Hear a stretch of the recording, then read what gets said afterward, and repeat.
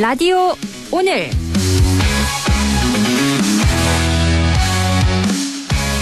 여러분 안녕하십니까? 송나영입니다. 도널드 트럼프 미국 대통령이 우리나라를 포함한 14개국의 서한을 보내 상호 관세율을 공식 통보했습니다. 한국에는 지난 4월 예고했던 대로 25%의 상호 관세를 다음 달 1일부터 적용하겠다고 밝혔는데요. 하지만 주목할 점은 트럼프 대통령이 협상 결과에 따라 조정 가능하다는 여지를 남겨뒀다는 겁니다. 관세 유예 기간을 8월 1일까지로 연장하며 이마저도 100% 확정은 아니라고 말했는데요. 특히 트럼프 대통령은 그들이 전화해서 다른 방식으로 하고 싶다고 말하면 우리는 그 제안에 열려 있을 것이라고 언급해 마지막 순간까지 협상 가능성을 열어두고 있습니다. 과연 트럼프 미국 대통령이 우리에게 얻으려는 게 뭘까요? 뭔가 줄다리기 하는 느낌이 강한데요. 트럼프의 서한을 받아든 우리 정부도 바빠졌습니다. 가능하면 하루빨리 한미 정상회담 일정도 잡고 관세 협상에 총력을 기울여야겠습니다.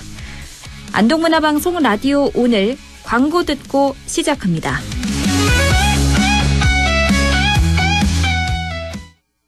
당신에 대한 응원이 당신을 위한 지원이 될 수 있도록 신용보증재단이 당신을 보증합니다. 대출 고민도 뚝, 이자 부담도 뚝, 미래 걱정도 뚝.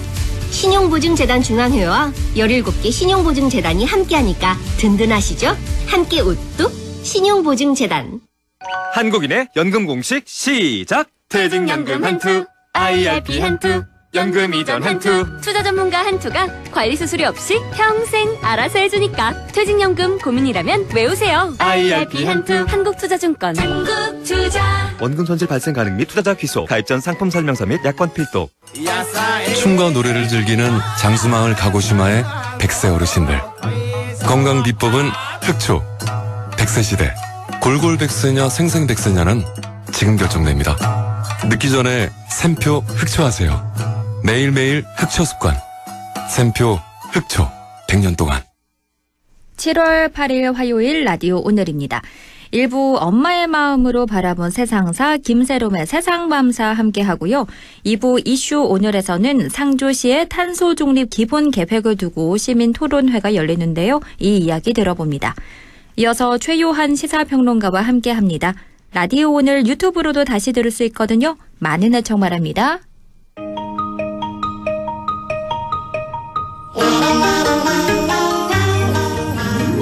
젊은 엄마의 눈으로 바라본 세상 김세롬의 세상맘사 안동시의회 김세론 의원과 함께합니다. 의원님 안녕하십니까? 네, 마음이 편안한 세상, 살기 좋은 세상을 꿈꾸는 안동시의원 김세롬입니다. 네, 오늘 어떤 이야기 나눠볼까요? 네, 송환 아나운서님 요즘 자장면 한 그릇 값이 얼마인지 아시는지요? 한 8, 9천 원 하지 않나요? 네. 제가 한 10년 전에는 5천 원이었던 걸로 기억하는데요. 지금은 네. 8천 원, 만 원 이렇게 하고 있습니다. 어허. 그 옛날 노래 아시죠? 어머님은 짜장면이 싫다고 하셨어. 네. 이 노래가 나왔을 때 제가 그때 중학교 일성 같은데요. 그때는 옛날에 그냥 그랬었구나라고 했었는데 시간이 역행했는지 요즘에는 이 가사가 와닿기 시작합니다. 정말로. 예. 치킨 한 마리는 2, 3만 원이 뭐 우스울 정도이고요. 네. 물가는 이렇게 오르는데 여러분 우리가 받는 임금은 그만큼 올랐나요? 라고 물어보면 아마 다들 쓴웃음을 보이실 듯한데요. 네. 최저시급이 2025년 기준 10,030원을 오른 게 다행이긴 하지만 이것만으로는 부족합니다. 그런데 혹시 생활임금이라는 말을 들어보셨나요? 생활임금이요? 네. 처음 들어보는데요. 이 생활임금은 최저임금은 국가가 법으로 정했으나 생활임금은 지자체나 공공기관이 별도로 정할 수 있는 거고요. 네. 뭐 최저임금만으로는 주거비, 교육비, 의료비 등을 감당하기 어렵기 때문에 인간다운 생활을 보장하기 위해 조금 더 지원해 주는 걸 이 생활임금이라고 합니다.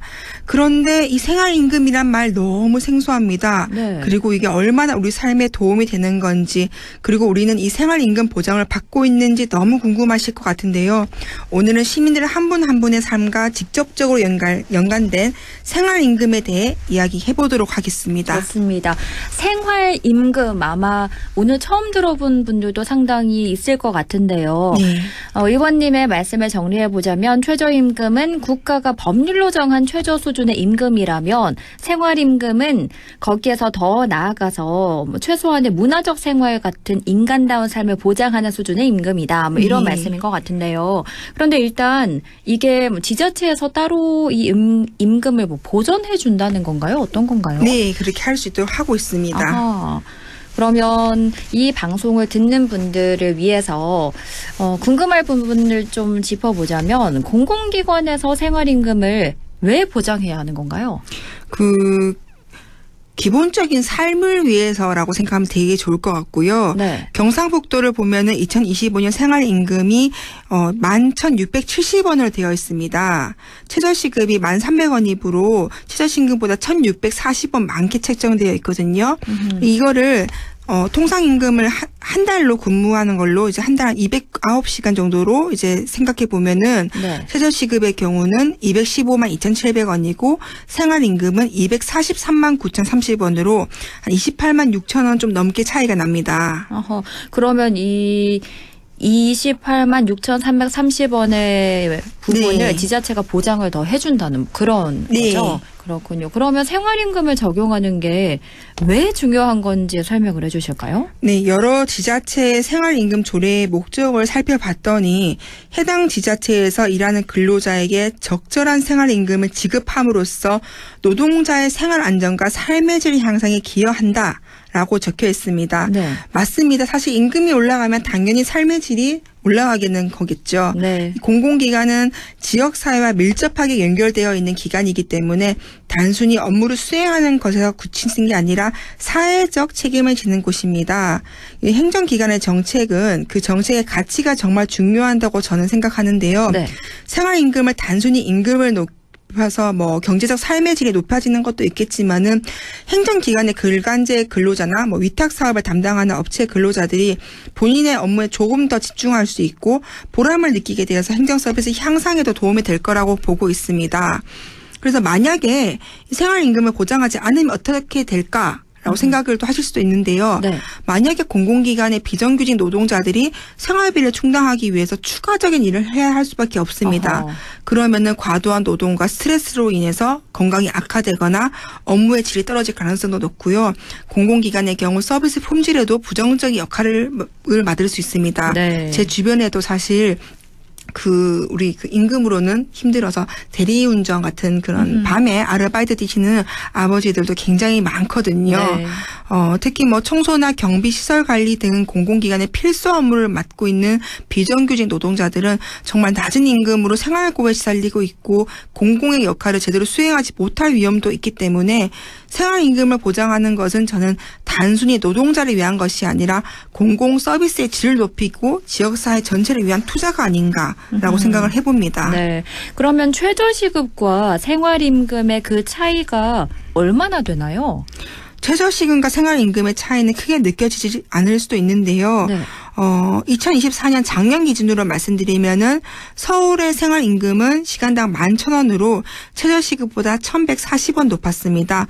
월급으로 환산하면은 한 24만 원 정도 더 받는 셈입니다. 24만 원이면 어떻게 보면 큰 돈이고 어떻게 보면 좀 작은 돈이다. 이렇게 네. 생각할 수 있을 것 같은데 이 최저시급보다 1,140원 높은 생활임금이 가게에 실질적인 도움이 될까요? 도움이 되죠. 예를 들면은 이 돈으로 매달 아이 학원비를 조금 더 부담할 수 있는데요. 네. 한 달에 교통비도 또 충당도 할 수 있고 여러 개 쓸 수 있습니다. 안동으로만 비교해봐도 저희 아이가 지금 5학년인데요. 네. 학원을 보내보니 학원마다 차이가 있지만은 최소 월 17만 원부터 학원비가 책정됩니다. 그리고 엄마의 입장에서 사실 학원을 요즘에 한 군데만 다니는 아이들이 잘 없거든요. 그렇죠. 저희 아이들도 지금 2개, 3개를 보내고 있는데 네. 그 엄마 입장에서 아이 학원비 보낼 임금이 더 생기는 거기 때문에 가계에는 정말 큰 도움이 됩니다.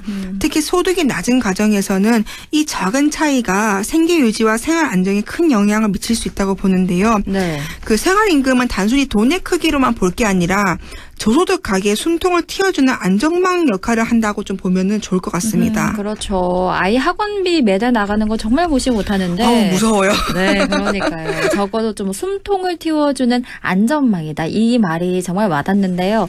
그러면 안동시도 이 생활임금제를 시행하고 있나요? 아쉽게도 없습니다. 아하. 경상북도의 상황을 보면은 네. 경상북도만 생활임금을 시행하고 있고요. 도내 다른 지자체에서는 생활임금 조례도 아직 없고요. 도내 시구는 생활임금 적용을 못하고 있는 실정입니다. 그럼 다른 지역 상황은 어떤가요? 생활임금 조례가 지금 전국에 몇 개가 있나 제가 찾아봤더니 네. 135개의 광역시와 시군구에서 마련을 하고 있더라고요. 아까 말씀드린 것처럼 서울특별시도 11,000원으로 작년에 책정해서 공공기관 비정규직 노동자와 하청업체 근로자들에게 적용하여서 노동자의 기본 생활을 보장했었고요. 네. 경기도는 또 금액이 좀 달라요. 경기도는 작년에 1,500원을 책정했었고요. 또 이 금액에 따른 게 중요한 걸 수도 있지만은 이거를 공공기관에서 얼마나 적극적으로 시행하고 있는가도 정말 좋은 것 그걸 보는 게 좀 더 파이가 큰 것 같고요. 네. 이 지역들 보면은 생활임금을 통해서 근로자의 삶의 질도 향상시켜줬고 지역 경제 활성화에도 충분히 기여하고 있다 이런 판단을 받고 있습니다. 그렇군요. 그리고 또 한 가지 궁금한 게 이 생활임금을 보전받는 대상이 어떻게 되는지 궁금하거든요. 경상북도만 기준으로 말씀드리면요. 네. 경상북도 생활임금 조례에 따른 그 생활임금 대상자는 기본적으로 도 소속의 노동자입니다. 도의 출자 출연 기간 소속 노동자도 되고요. 네. 또 그 밖에 도지사가 필요하다고 인정하는 기관의 소속 노동자도 됩니다. 다만 공공근로라든지 지역 공동체 사업 등이라든지 국배 또는 도비 지원으로 일시적으로 채용되어서 임금의 추가 지급이 안 되는 지급이 금지된 노동자는 받을 수가 없고요. 그 밖에 생활임금 이상의 임금을 받는 노동자도 적용을 받고 있지 않고 있습니다. 안동시도 생활임금 조례를 제가 준비 중인데요. 도조례에 근거되어서 제정이 될 듯합니다. 그런데 이게 단순히 조례 제정이 아니라 이거는 예산이 수반되는 작업이기 때문에 지금 굉장히 좀 긴밀하게 지금 준비하고 있습니다. 그렇군요. 만약에 안동에도 생활임금 조례가 들어간다면 제가 출자 출연 기간이나 쭉 인원을 체크해 봤는데 네. 안동은 기간제 근로자 적용 대상자가 1,000명이 좀 넘더라고요. 어허. 생각보다 많은 분들이 대상자가 되더라고요. 네. 안동시 생활임금 조례를 우리 새롬 의원님께서 맡고 있다고 하시니까 조금 더 할 말이 좀 많으실 것 같아요. 그 생활임금은 단순히 임금의 문제가 아니라고 말씀드리고 싶습니다. 네. 노동자가 인간다운 삶을 영위할 수 있도록 보장해주는 사회적 약속입니다. 저같이 아이를 키우는 엄마는 아이가 학원을 가고 싶다 할 때 내 월급으로는 충당하지 못해서 안타까운 게 아니라 생활임금을 통해서 우리 아이가 가고 싶은 학원을 한 개 더 보낼 수 있는 거 이런 게 아닐까 싶은데요. 네. 서울과 경기도처럼 생활임금을 통해서 노동자들의 삶을 개선하고 그 지역 경제를 활성화시킨 사례는 대구 경북에서도 배워야 되지 않을까 생각이 됩니다. 네. 그 최저시급과 생활기금의 임금의 차이가 크지 않다고 느끼실 수도 있겠습니다만은 소득이 적은 가정에서는 그 차이가 삶의 질을 크게 바꾸는 중요한 요소가 됩니다. 그렇죠. 한 달에 치킨이라도 몇 번 더 사 먹을 수 있으니까요. 그러니까요. 네, 공공기관은 특히 이런 변화를 이끌어내는 선도적 역할을 해야 되는 책임과 의무가 있다고 생각을 하고요. 생활임금은 보장하지 못하고 있는 공공기관은 노동자의 기본 권리를 무시하는 것과 다름없지 않나 이렇게도 저는 생각해 봅니다. 네. 오늘은 생활임금에 대한 이야기를 들어봤는데요. 마지막으로 오늘의 맘스 생각은요? 이제 우리 삶에서 생활임금 제도가 제대로 정착되려면요. 사실 저 같은 의원 한 명으로선 절대 할 수가 없습니다. 이 시민 여러분들의 관심과 지지가 절대적으로 필요합니다.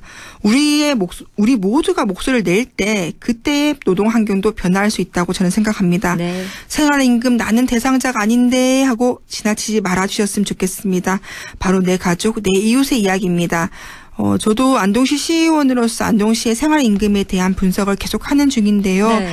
다양한 근로의 종류가 있고 각기 상황이 다르다 보니까 이 모든 것을 녹여서 모두가 만족할 만한 결과치를 뽑아내는 게 사실 좀 단기간에 되지 않아서 시간이 좀 걸리고 있습니다. 하지만 지치지 않고 노력하여서 안동 시민들을 위한 정치 성과로 보여드리겠습니다. 꼭 출마 포부 같은 느낌이 좀 드는데요. 네, 김새롬의 세상마음사 마음이 편한 세상은 우리 모두가 함께 만들 때 아닐까 생각됩니다. 네. 모두가 만족할 만한 생활임금제 마련 잘 부탁드립니다. 네. 오늘 이야기 여기까지 듣겠습니다. 고맙습니다. 네, 감사합니다. 지금까지 김세롬의 세상마음사 안동시의회 김세롬 의원과 함께 이야기 나눴습니다. 라디오 오늘 2부에서 뵙겠습니다.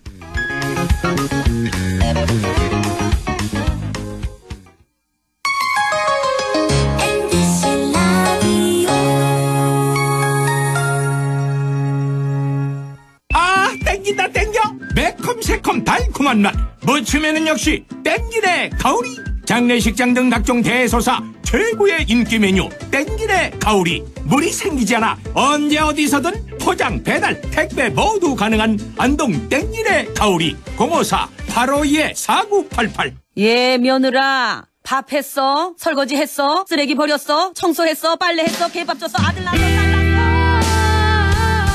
아무것도 안 하고 싶다. 이미 아무것도 안 하고 있지만 더 격렬하게 아무것도 안 하고 싶다. 지금은 그냥 라디오만 듣고 싶다. MBC 라디오. MBC 라디오. 라디오 청취자 10명 중 4명이 듣는 방송 국가대표 라디오 MBC 라디오. 오늘도 안전하게 음주운전 예방수칙 알려드립니다.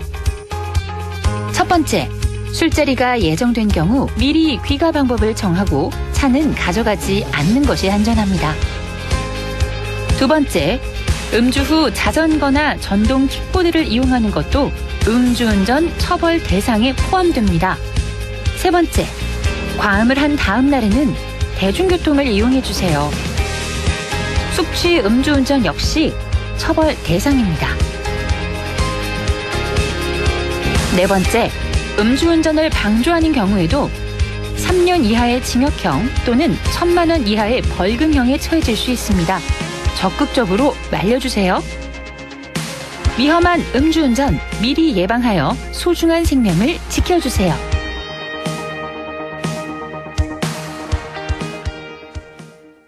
도움의 손길을 내미는 마음이 오늘의 유관순이 됩니다. 편견 없는 세상을 꿈꾸는 뜻이 오늘의 김구가 되고 소외된 이웃을 위한 헌신이 오늘의 안중근이 됩니다. 다른 시대 같은 마음, 마음은 이어집니다. 공익광고협의회 100.1 MBC 라디오 6시 22분 29초 지나고 있네요. 이슈 오늘입니다. 연일 무더위가 계속되며 기후위기라는 말이 실감되는데요. 기후위기 대응을 위해 탄소중립 실천이 중요하다고 하죠. 전국의 지자체도 탄소중립 기본계획을 세우고 있는데요. 상주시도 얼마 전 탄소중립 기본계획을 발표했습니다. 이 기본계획을 두고 시민단체들이 모여 토론회를 곧 열 거라는데요. 상주 기후위기 비상행동 최혜성 활동가 연결해 이야기 나눠봅니다. 안녕하십니까? 네, 안녕하세요. 네, 오늘 목요일이죠. 상주시 탄소중립 기본계획을 살펴보는 시민 토론회를 앞두고 있는데요. 우선 상주시의 탄소중립 기본계획에 대해서 간략히 설명을 해주실까요? 네, 요새 기후위기가 정말 심각하다는 것 느끼시지요? 네. 어제 슬픈 소식이 또 하나 들려왔는데요. 경북 구미에서 23살 야외 건설 노동자가 사망했다고 합니다. 23이면 저랑 거의 동갑이더라고요. 네. 참담한 마음이었고요. 고인의 명복을 빌면서 또 진상규명과 대책 마련이 이루어지길 바랍니다. 이런 심각한 위기를 멈춰내기 위해서 정부나 지자체에서도 기후위기에 대응을 해야 되지 않겠습니까? 네. 그래서 온실가스 배출을 줄이고 탄소 중립을 어떻게 이뤄낼지 계획을 세우자. 그게 바로 탄소 중립 기본계획입니다. 이 계획은 온실가스 배출을 농축산, 건물, 수송, 폐기물, 흡수원 등 여러 분야로 나눠서 어떻게 줄여나갈지 구체적인 방법을 담고 있습니다. 또 기후위기로 인한 재난에 어떻게 대응하고 피해보는 시민들을 어떻게 지원할지, 시민교육은 또 어떻게 할지 등 기후위기 시대에 어떻게 적응할지에 대한 계획까지도 포함되어 있어요. 국가 단위 기본계획이 2023년에 나왔고 네. 작년에는 시도 단위인 경상북도 기본계획이 나왔어요. 올해는 상주시를 포함한 시군구 단위 기본 계획이 나왔습니다. 그렇군요. 생각외로 이 탄소 중립 기본 계획이 나온 지 얼마 되지 않았다는 게 놀라운데요. 이번 시민 토론회는 어떤 배경과 문제 의식에서 열리게 된 건가요? 네, 상주시의 탄소 중립 기본 계획을 얼마 전에 저도 처음 받아봤는데요. 네. 더 열심히 좀 짤 수 있지 않았을까 하는 평가를 드리고 싶었습니다. 네. 신규 사업들은 찾아보기 힘들고 수치와 형식을 맞추기 위해서 평소 하던 걸 긁어모은 느낌이었어요. 이왕 계획을 짜는 거 좀 머리를 모아서 기후위기 시대 시민에게도 정말 필요한 사업이 무엇일까 고민했다면 하는 아쉬움이 있습니다. 네. 그래서 이 고민들을 시청 공무원에게만 맡겨두지 말자. 상주시 기본계획을 보면 시군구 단위 계획이다 보니 시민분들 삶에 직접 맞닿은 시행사업을 제시를 하고 있어요. 네. 그렇다면 시민분들에게 탄소 중립 기본계획이 뭔지 전달드리고 분석하면서 특히 이건 상주에 필요할 것 같아요. 시민님 생각은 어떠세요? 여쭤보는 자리를 만들어야겠다고 생각했습니다. 그래서 이번 주 목요일 상주 마을수의원 2층에서 토론회를 저희가 열게 되었습니다. 그렇군요. 그런 배경에서 함께 모여서 토론회를 하는 건데 상주시는 2030년까지 48.8% 또 2034년까지는 50% 감축이라는 목표를 제시했는데 이 목표치는 어떻게 평가하십니까? 사실 이제 들으시는 청취자분들께서도 50%라고 하시면 또 숫자가 굉장히 크게 느껴지시죠? 네. 근데 약간의 함정이 숨어 있습니다. 그 기준이 되는 배출량은 총 배출량이라고 해서 우리가 직접 배출한 양을 기준으로 잡았는데 네. 감축 목표에는 순 배출량이라고 해서 숲이 탄소를 흡수하는 양을 빼버렸어요.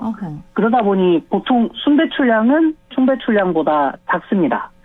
그런데 물론 각각 나름의 의미가 있는 지표이긴 합니다만 근데 그 두 개를 단순 비교하면 좀 문제가 되거든요. 네. 예컨대 비유를 하자면 제가 만약 다이어트를 한다고 칩시다. 근데 운동도 열심히 해야겠지만 먹는 양도 좀 줄여야겠지요. 근데 제가 저녁에 족발 보쌈을 막 세트로 몇 인분씩 먹고 다음날 아침에 샐러드 한 접시를 먹었어요. 근데 헬스장 관장님께 이제 족발 보쌈이랑 샐러드 사진 보내면서 선생님, 저 먹는 양 이만큼 줄였는데 살 금방 빠지지 않겠어요? 라고 하면 헬스장 관장님 입장에서는 조금 이상할지요. 네. 사실 저녁은 또 저녁량이랑 아침은 또 아침량이랑 비교해야 내가 먹는 양을 얼만큼 줄였는지 알 수 있겠죠. 네, 그런 맥락에서 실제로 탄소를 배출한 양만 비교를 해보면 2034년 기준으로 28.4% 감축되는 목표를 제시했습니다. 아까 제시했던 50%와 비교해서 차이가 좀 많이 나지요. 네. 저는 상주같이 인구가 많지 않은 도시에서 이 정도 감축 목표는 많이 아쉬운 목표다라고 보고 있습니다. 이렇게 비유를 해주시니까 이해가 정말 쉽게 됐는데요. 이 상주시의 온실가스 주 배출원이 농축산 부분이더라고요.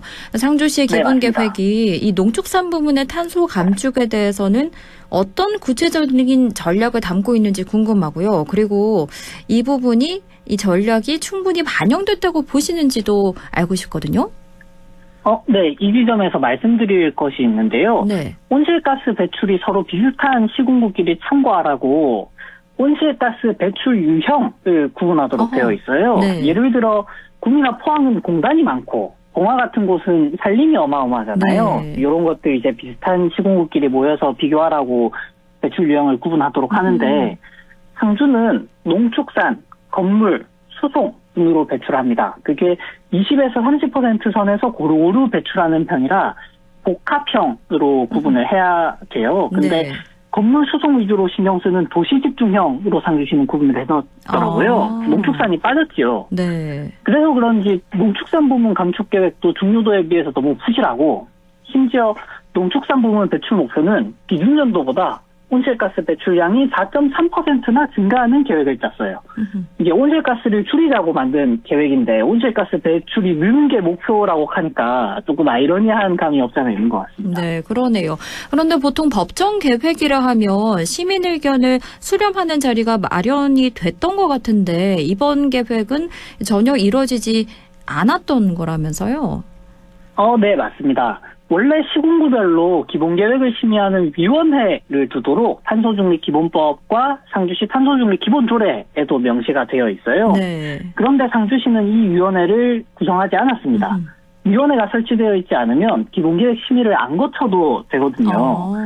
근데 그렇다고 공청회를 했냐 하면 그것도 안 하고 보고회를 통해서 내부 공무원들끼리만 돌려보고 마무리했습니다.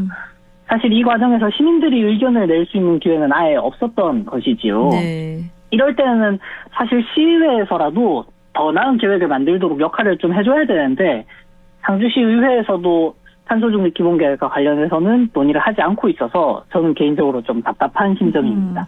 위원회도 구성하지 않아. 공청회도 안 해. 참 아쉬운 면이 많은 것 같은데요. 맞습니다. 이번 토론회에서는 특히 대중교통 정책 부재와 스마트팜 문제를 집중적으로 다룬다고 들었는데요. 이 두 가지가 왜 중요한 문제인가요? 상주하면 300의 도시하고 자전거 도시 이렇게 주로 떠올리시더라고요. 네, 하나는 농업 문제고 하나는 교통 문제인데요. 공교롭게도 이 두 가지가 기후위기와 가장 밀접하게 연결된 문제이기도 합니다. 교통에서 많은 온실가스가 나오기도 하고요. 농업은 또 날씨와도 큰 연관이 있으니까요. 상주 탄소중립 기본계획에 따르면 수열에너지와 스마트팜을 연계하고 녹색성장 정책으로 스마트팜 혁신밸리를 만들겠다고 해요. 네. 그런데 스마트팜은 에어컨 틀고 조명 켜면서 식물이 자라나는 환경을 통제하고 농업을 데이터화하면서 엄청난 에너지를 사용하거든요. 에너지를 아껴 써야 되는 기후위기 시대에 스마트팜이 과연 적절한가? 라는 의문을 던질 수밖에 없어요. 네. 네, 교통 얘기를 하자면 상주시의 자전거 수단 분담률이 한때 전국 최고 수준이었는데 지금은 평균 수준으로 떨어졌습니다. 상주가 자동차가 너무 많이 늘어서 걷거나 자전거 타기가 힘들어진 도시가 되었어요. 네. 차 중심의 이동을 줄이려면 자전거와 도보를 포함한 대중교통 정책이 필수적이고 이건 기후위기 시대의 전 세계적인 트렌드이기도 합니다. 그런데 이번 상주시 기본계획은 대중교통 기능 정책이 하나도 없어요. 그렇군요. 네, 최근 상주에서 시민 대상으로 버스를 무료로 이용 가능한 교통카드를 발급을 하고 있거든요. 이 정말 좋은 기후 정책인데 이상하게 또 탄소중립 기본계획은 포함되어 있지 않더라고요.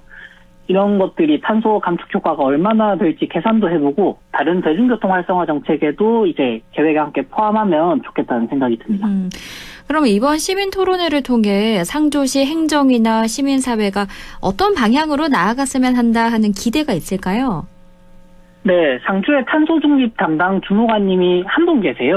근데 그분마저도 타운몰을 동시에 또 진행하고 계신 것 같더라고요. 네. 이번 토론회를 계기로 시민분들이 적극적으로 아이디어도 내주시고 시에서도 기후위기 대응 업무를 열심히 할 수 있도록 지원해 주시면 좋겠습니다.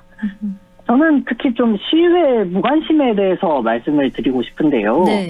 행정부가 잘 못하고 있는 걸 비판하고 감시하고 대안 마련하라고 저희가 시의원분들 월급을 드리는 거잖아요. 그렇죠. 근데 기본계획 분석을 시작한 이후로 제가 시의회 회의록에서 탄소중립이나 기후변화 검색하는 게 제 하루 일과 시작이 됐는데요. 네. 근데 이번 기본계획과 관련돼서는 한 번도 다루지 않았더라고요. 사실 또 기후위기는 정말 시민들의 삶과 직결된 의제 아니겠습니까? 그렇죠. 기후위기를 얘기를 하고 시민들의 삶을 이야기하는 시의원 한 명이 꼭 필요하다는 생각을 요새 좀 더 하게 되는 것 같습니다. 또 내년 6월에 지방선거가 있으니까요. 네. 또 정말 잘 해야겠다 하는 생각도 그렇죠. 함께 들었습니다. 내년 6월 3일 지방선거 있으니까 1년간 누가 일 잘하나 한번 함께 지켜봐야겠고요. 네, 끝으로 맞습니다. 기후위기 대응과 지역의 지속 가능한 미래를 위해서 시민들 또 우리 청취자들께 한 말씀 부탁드립니다. 네, 폭염 얘기를 먼저 드리고 싶은데요. 네. 경북에 사실 야외에서 일하는 노동자, 농민 얼마나 많습니까? 그렇죠. 근데 더위 때문에 죽어서 집에 못 들어온다는 게 이게 말이 되는 소리인가 하는 생각을 사실 뉴스 보고 많이 했어요.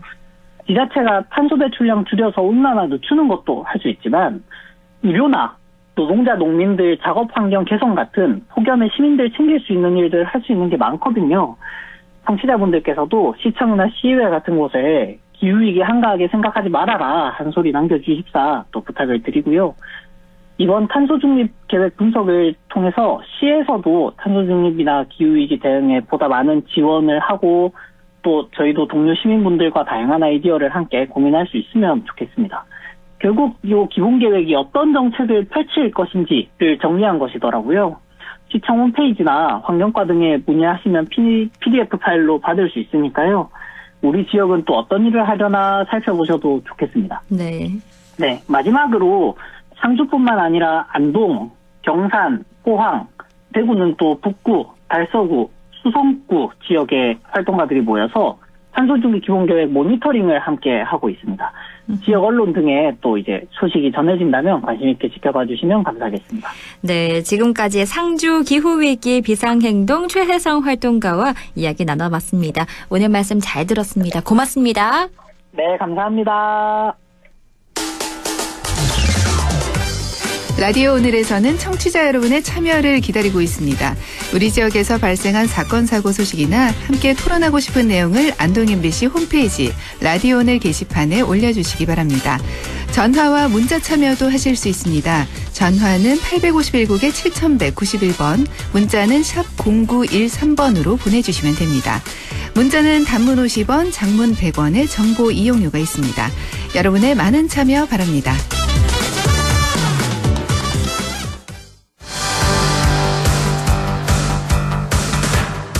2025년 올해 하반기 바뀌는 정책과 제도 중에 반려동물과 관련한 정책과 제도가 가장 많습니다.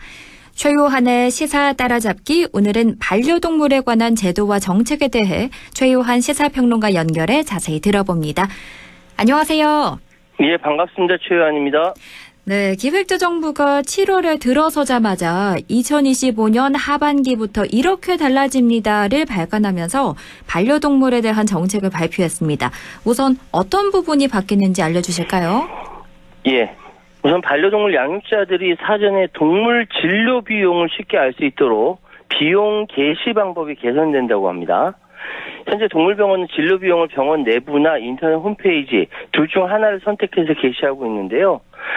담당 부처인 농림축산식품부는 진료 비용을 이 동물병원 내부에 게시하는 것을 원칙으로 하고 네. 인터넷 홈페이지 운영할 경우엔 해당 홈페이지에 추가로 게시하도록 했습니다. 그러니까 진료 비용이 병원 내부에만 공개되면은 직접 병원을 방문해야만 알 수가 있고요. 네. 반대로 인터넷 홈페이지에만 게시될 경우에는 어르신들 이제 그 접속이 원활하지 못하신 분들이 확인하기 어렵다 이렇게 고려한 조치고요. 당장 8월부터 시행해야 되는데 일단 준비 기간을 고려해서 10월까지는 계도 기간을 부여한다라고 합니다. 그리고 7월부터는 동물보호센터에서 입양할 수 있는 동물 마리수가 기존 1인당 3마리에서 10마리로 확대된대요. 아우, 그 10마리가 어떻게 키우려는지 모르겠어요.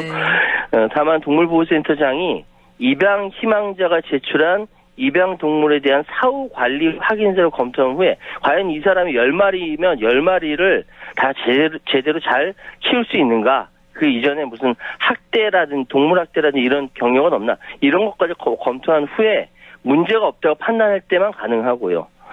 예, 농림축산식품부는 동물보호센터에서 보호하는 유기동물에 대한 입양이 활성화될 것이고 유기동물에 대한 부정적 인식도 개선될 것이다. 이렇게 설명하고 있네요. 그렇군요. 이렇게 반려동물 정책이 바뀐다는 건 우리나라의 반려인이 정말 많이 늘고 있다. 이걸 방증하는 것 같은데요. 예. 우리나라의 반려동물들은 얼마나 있는 걸로 알려졌나요? 일단 2022년을 기준으로 해서 우리나라 반려동물 양육가구 비율이 25.4%다. 그러니까 1,306만 명이 반려동물을 키우고 있다라고 합니다. 네. 그리고 대한민국에는 약 800만 마리의 반려동물, 대체적으로 개와 고양이죠. 있는 것으로 추정이 됩니다. 개는 544만 8천 마리, 고양이는 약 254만 1000마리로 조사가 되었고요. 이거는 그 1년 전에 비해서 반려견은 5.2%, 반려묘, 고양이는 12.7% 증가한 수치라고 합니다. 네. 그 뒤로 3위는 물고기, 예. 4위는 햄스터, 그다음 거북이, 새 등 뒤를 잇는다라고 하고요. 네. 반려동물 한 마리당 평균 양육비가 12만 3,500원, 반려견은 14만 9,700원 정도 든다라고 하고요. 그 반려묘는 12만 5,700원. 그 병원비를 한 5만 2천원, 뭐 4만 5천원 뭐 이렇게 든다고 하는데 네.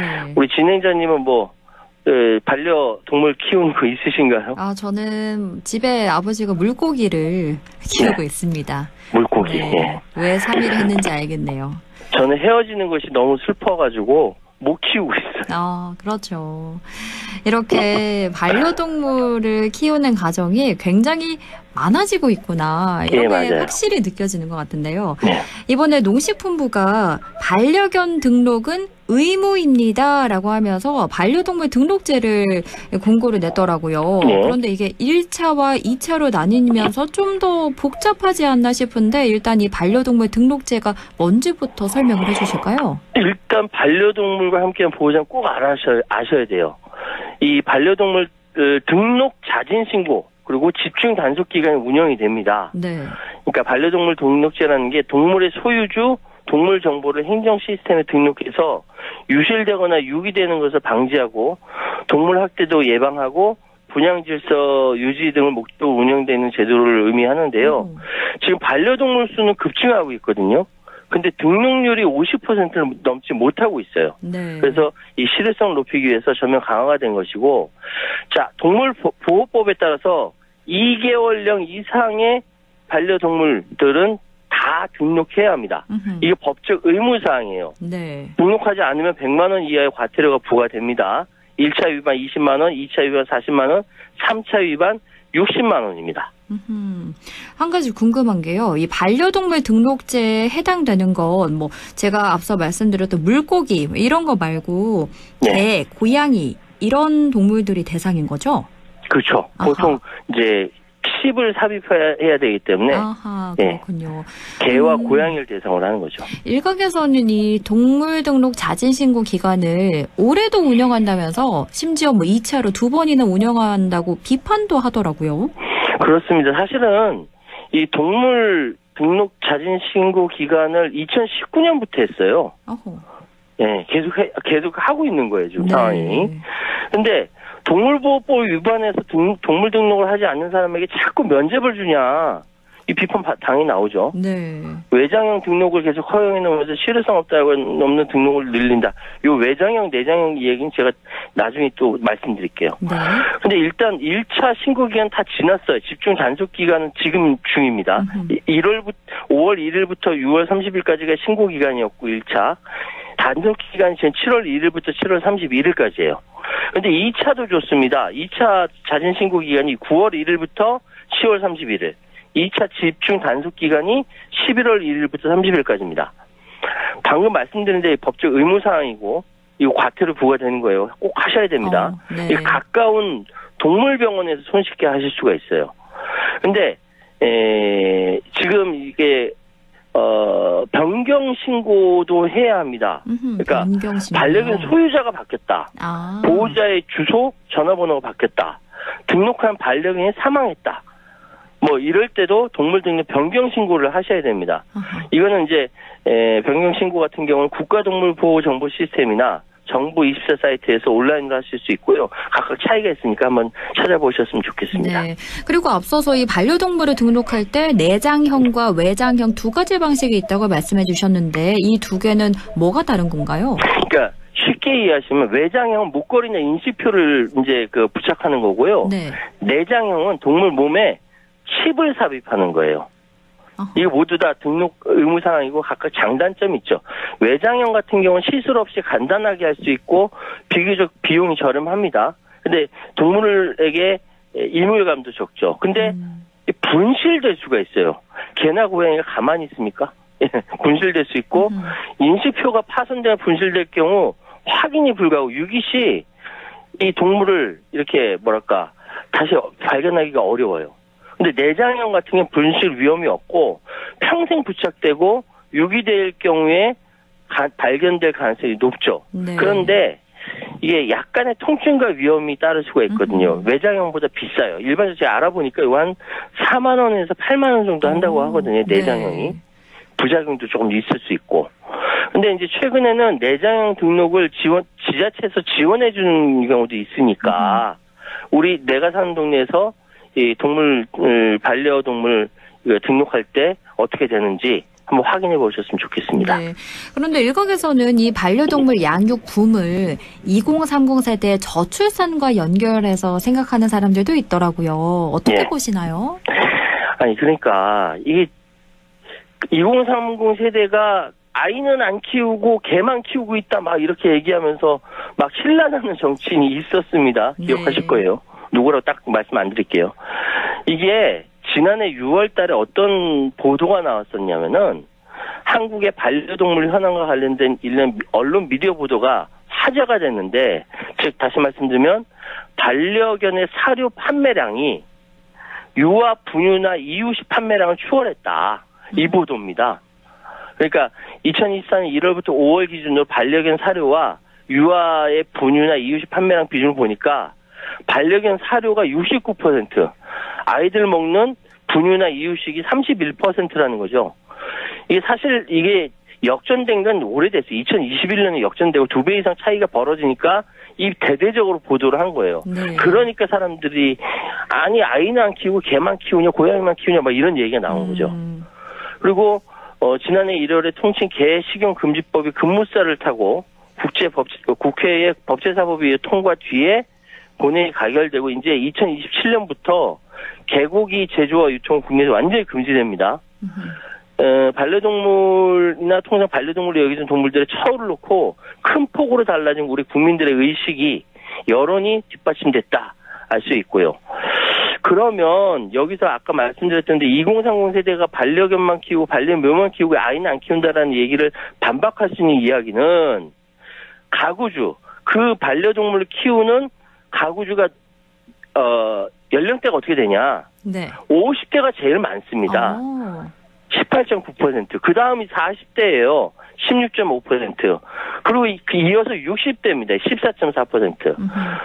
그러니까 30대와 29살 이하는 14%와 12.4%에 그쳐요. 네. 그러니까 이 반려동물 양육붐을 저출산 문제, 이로 인한 무슨 청년 1인 가구 증가 추세에 무리하게 연결짓다 보니까 대도시에서 일하는 2030 청년층이 자녀를 갖지 않고 대신 반려동물을 키우느라고 반려동물 붐이었다. 이런 식으로 과장 해서 해석한 거죠.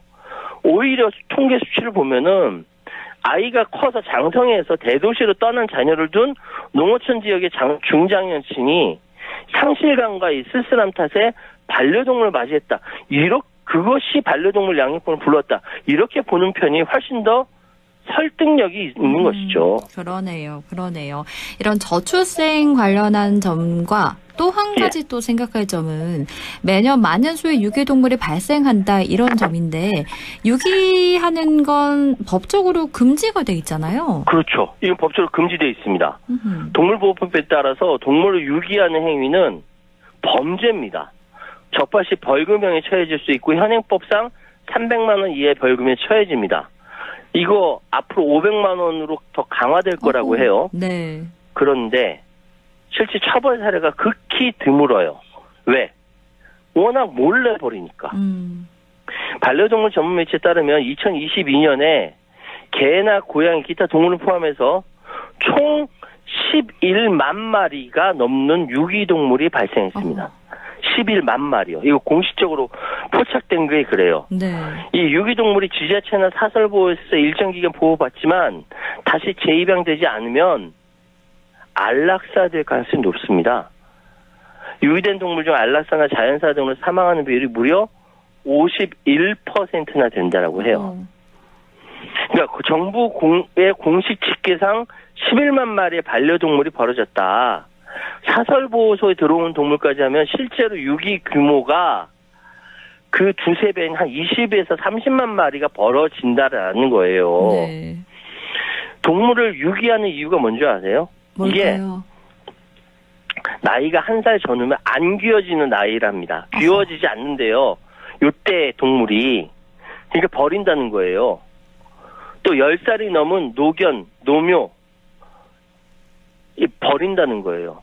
문제 행동 많이 할 때 개탑, 고양이 탑 타면서 갖다 버린다라는 거예요. 사료값 많이 올라서 버리는 경우도 있다라는 거예요. 문제 행동 많이 하면 그거 고쳐야지 계속 한다고 네 탓이라고 갖다 버립니까? 이게 사실 동물 보호법이 사람에 대한 법 아닙니까? 그렇죠. 참 답답합니다. 그렇죠. 이렇게 반려동물 또 정책에 대해서 얘기를 하다가 동물 유기 문제까지 함께 이야기를 하게 되는데 인간과 동물이 함께 잘 어울려 사는 게 쉽지가 않은 것 같아요. 맞아요. 지난해 사실 정부가 반려동물세 도입을 검토했다가 철회했거든요. 네. 그러니까 책임감과 의지가 확고한 이들만 동물을 소유하도록 하는 선진국 사례를 참고한 것인데 이게 가난하면 개도 못 키우냐? 세금이 생기면 개를 더 많이 버릴 것이다. 이런 반발에 없던 일이 돼버렸어요. 지금 각 지방자치단체 유기동물 보호소는 포화 상태입니다. 시설과 인력을 늘려도 동물이 끊임없이 밀려들어요. 원래 주인이 나타나지 않으면 입양대상 공고기간을 올리고 제가 말씀드렸죠. 일정 기간 입양 안 되면 안락사 시킨다.